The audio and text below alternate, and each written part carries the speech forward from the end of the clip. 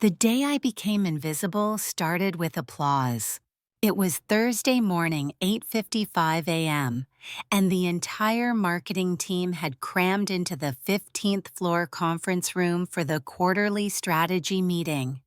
I sat at the far end of the table with my laptop open, heart pounding, cursor blinking on the first slide of the deck I'd stayed up 3 nights perfecting. Dan was at the head of the table, tall, charming, polished to a corporate shine. Everyone liked Dan.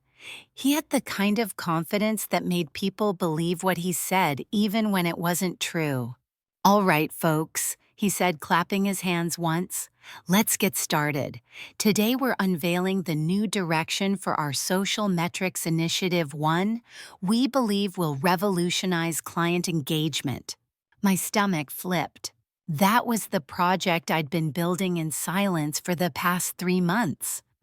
PulseSync, a tool I designed from scratch to track real-time user sentiment across social platforms and provide predictive analytics for ad placement. I'd done the research, coded the prototype, and even built the initial visualizations for the board. And now Dan was presenting it. Slide after slide, he delivered my data, my language, my vision word for word. He didn't just present it well, he owned it. And the real-time engine, Dan said, clicking to the final slide, is already being piloted on 2 client platforms. Early feedback is promising double-digit engagement lifts in the first week. Applause erupted. My fingers were ice cold on the keyboard. I scanned the room. Everyone was smiling, nodding. The VP of marketing leaned over to whisper something in the CEO's ear, and they both grinned. I wasn't mentioned, not once, not even a nod in my direction. After the meeting, I lingered waiting for Dan to notice me. He didn't. I finally followed him down the hallway. "Dan," I said, trying to keep my voice steady, "you forgot to mention I worked on the PulseSync framework." He blinked. "Oh, right, of course. You were a huge help with some of the testing metrics." Some of the testing I repeated. I built the engine from scratch. Dan glanced around the hallway, then lowered his voice. "Look, the strategy is what sold it in the room, not just the tech. You and I both win if this gets funded." "You and I both," I asked, because it looks a lot like only one of us walked out of that room with credit. He didn't answer, just gave me that practice smile and said, "Don't worry, I've got plans for you." 2 days later, I got the email. Subject: new role discussion, internal opportunity. It was from HR. They wanted to meet about a realignment of responsibilities. I sat down with them the next morning thinking maybe someone had realized what happened. Maybe I was getting the recognition I deserved. Instead, they offered me a new position, lead technical assistant to Dan. A demotion in everything but title. No ownership, no autonomy. I'd be doing back-end work while he presented it all as his own. "Dan thinks highly of your abilities," the HR rep said, as if that was a favor. "He sees you as a core support to his vision." His vision. I walked out of the meeting and sat on the rooftop terrace for an hour staring at the skyline and wondering how I could be erased so easily. It wasn't just the project. It was the late nights, the skipped lunches, the weekends spent debugging algorithms while Dan was posting photos from networking events. I'd built something meaningful, and somehow I was being reduced to a footnote in someone else's success story. That night, I opened my laptop and pulled up the source code for PulseSync. I hadn't signed over intellectual rights yet. The contract was still sitting in legal, untouched. I still had leverage. But leverage was dangerous, especially in a company like this where credit meant power and power was everything. I had 2 choices: stay silent and become Dan's assistant, or take the risk of exposing the truth and possibly losing everything. I didn't sleep that night, but by morning I had a plan. By Monday morning, the office buzzed with news PulseSync was being fast-tracked for external launch. A pilot with a major automotive client had signed off over the weekend, and Dan was a hero. He walked into the office wearing a navy blazer and a fresh haircut, flanked by execs like he was leading a parade. I watched from my desk as someone handed him a branded coffee mug that read Visionary Leader Doer.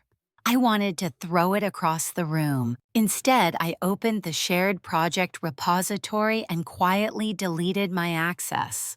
Not because I was bitter, because it was time to start phase 1. That afternoon, I met with Mara. She worked in legal compliance and sat 3 floors below, buried under contracts and NDA paperwork. We'd bonded over terrible cafeteria coffee and our shared love of indie puzzle games. "I need to ask a very specific, very theoretical question," I said, sliding into the booth across from her in the break area. She looked up from her ramen. "Shoot. If an employee builds a tool entirely on their own time outside of company-issued equipment and never signs an IP waiver, who owns it?" She paused. "You're asking for a friend?" I nodded. She smirked.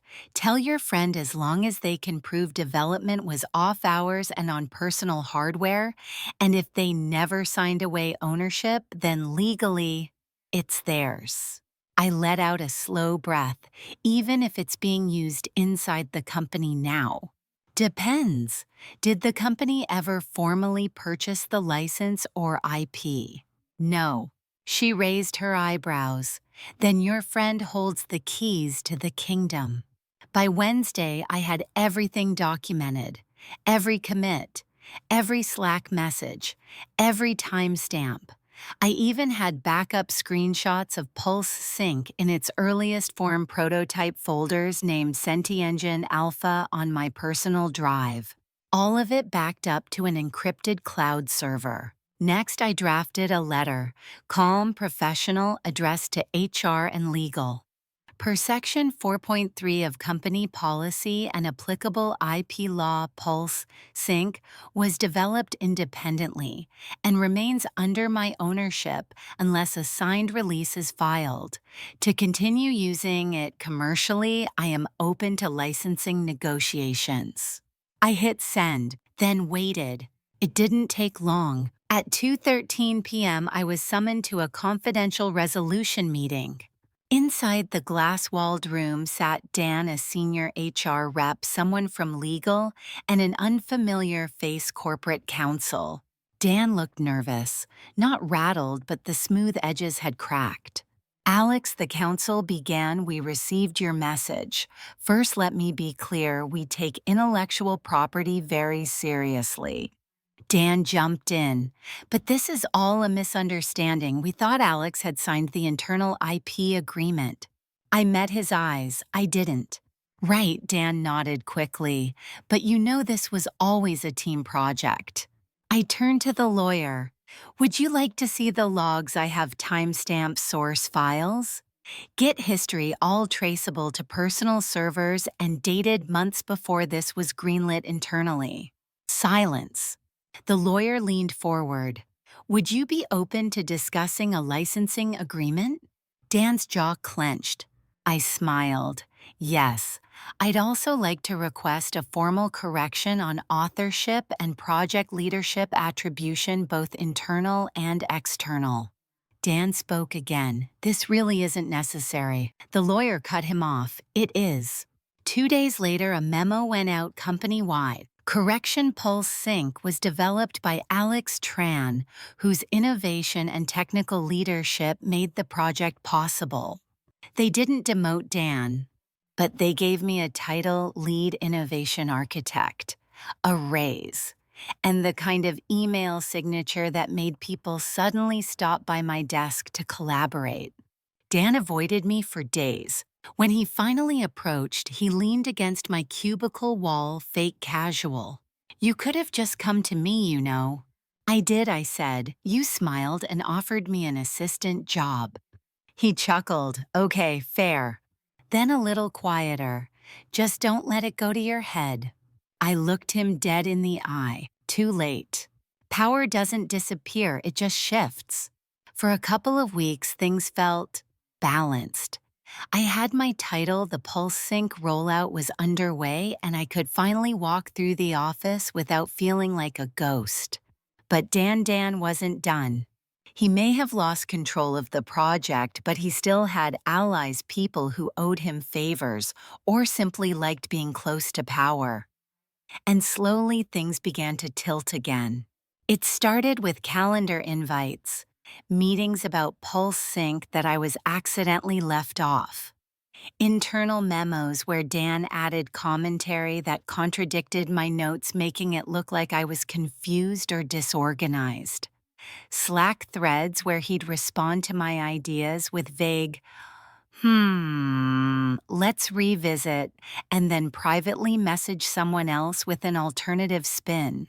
He was trying to crowd me out of my own success. I didn't confront him directly. I'd learned my lesson. Dan didn't attack in open spaces, he operated in suggestion, in innuendo, and perception. So I decided to do something he couldn't manipulate. I went to the data. Every change, every comment, every presentation Dan touched, I tracked it. I documented decisions made without my input. I started screen recording key moments using time-stamped tools to track version control in our shared documents. I wasn't going to play dirty. I was going to be undeniable.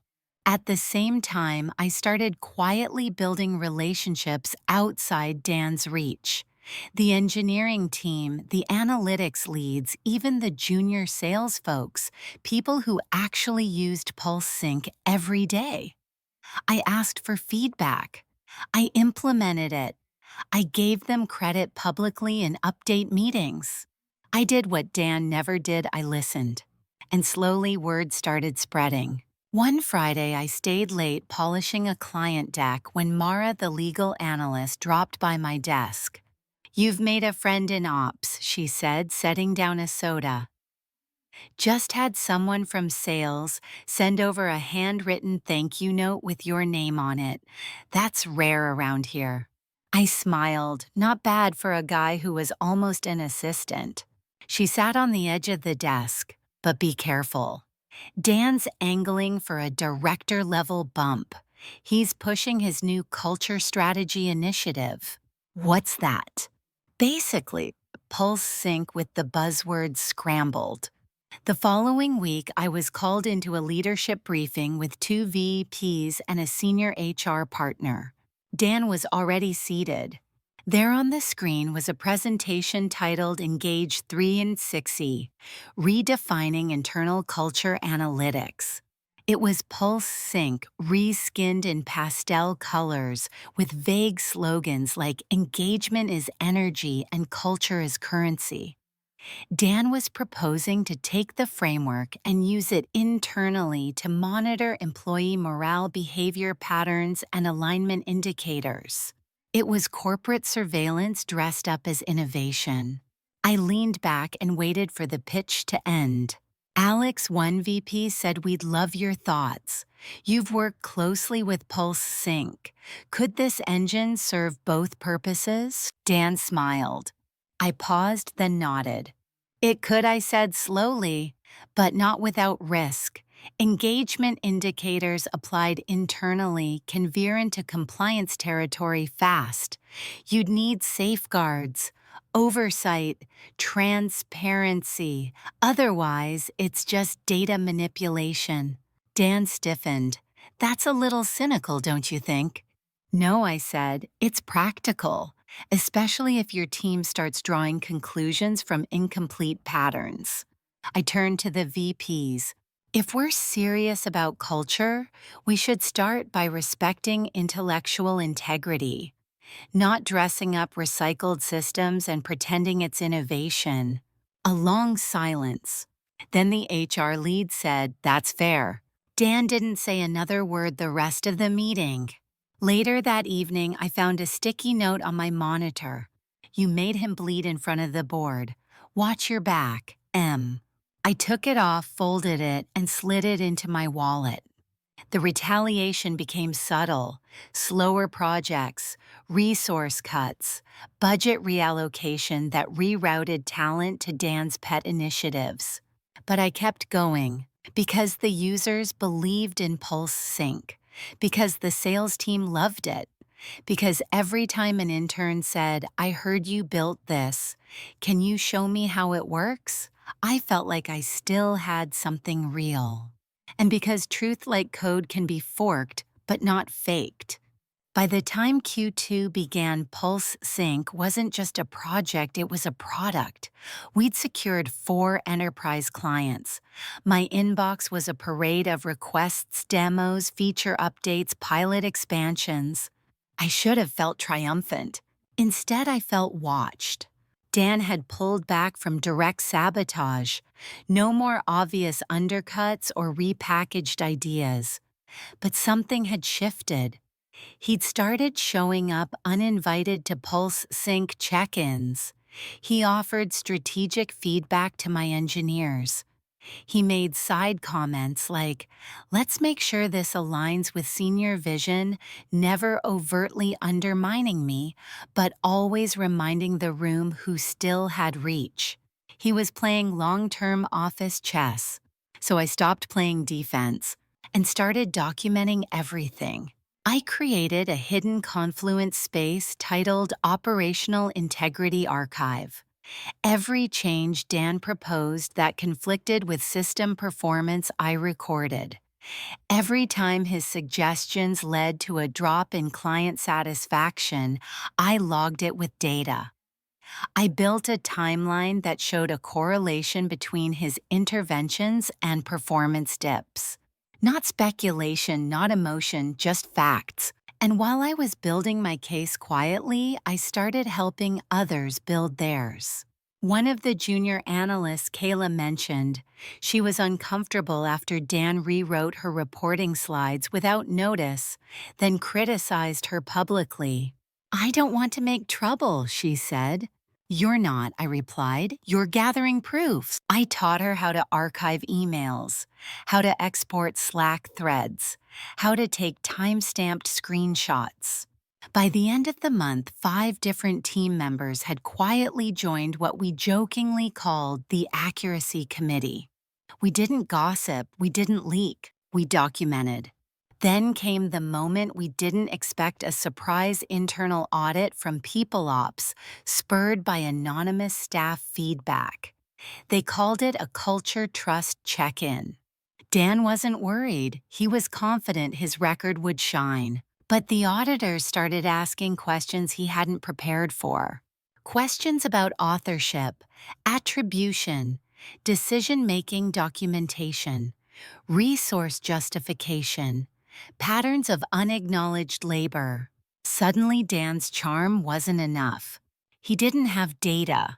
We did. A week later, I was invited to a confidential review debrief. I almost laughed. Those meetings always began with that phrase. This time it was different. The audit team had reviewed project logs, version histories, team communication, and anonymous feedback. They thanked me. Not with applause, not with a promotion, but with transparency. "We're restructuring cross-functional leadership," the head of People Ops said. "Your role remains intact. You'll have complete autonomy moving forward." "And Dan?" I asked. A pause. "He's being reassigned to a non-creative strategic advisory track." Translation: demoted, neatly, quietly, permanently. I nodded. I didn't gloat, but later in the elevator, I finally allowed myself a smile. Dan cleared his desk a week later. No dramatic send-off, just a company-wide memo about new challenges and growth pathways. He walked past my desk without saying a word. But I could feel it, that strange mix of resentment and regret trailing behind him like cologne. I didn't throw a party. I went back to work. I expanded PulseSync's features based on client feedback. I brought Kayla into leadership on analytics. I invited the junior dev who built the early sentiment map to co-present at a tech conference. I rewrote the onboarding process so interns could see what success looked like without fear of erasure. I didn't win to feel better. I won to make sure no one else would ever have to fight the same quiet war I did. That Friday, I stayed late. Mara stopped by my desk with her signature dry smile. "So, you took down a king." "No," I said. "He knocked over his own board. I just handed people the rule book." She raised her soda can to silent revolutions. I clinked mine against hers. 6 months after the audit, things looked different. The office had changed, not in sweeping dramatic ways, but in small noticeable shifts. People spoke more freely in meetings. Junior staff were given visible roles in projects. Credit was tracked, shared, celebrated. PulseSync had expanded into 5 new markets. Our analytics were being used in a university study on workplace behavior. I'd been asked to speak at a panel about ethics in AI-driven sentiment tracking. Sometimes I still couldn't believe it. That this thing I built, this half-dream scribbled into late-night code, had become a platform that actually mattered. And more than that I wasn't invisible anymore. Dan he'd landed in a consulting role with a private equity firm. I'd heard he was advising startups on strategic brand positioning. I didn't follow the details.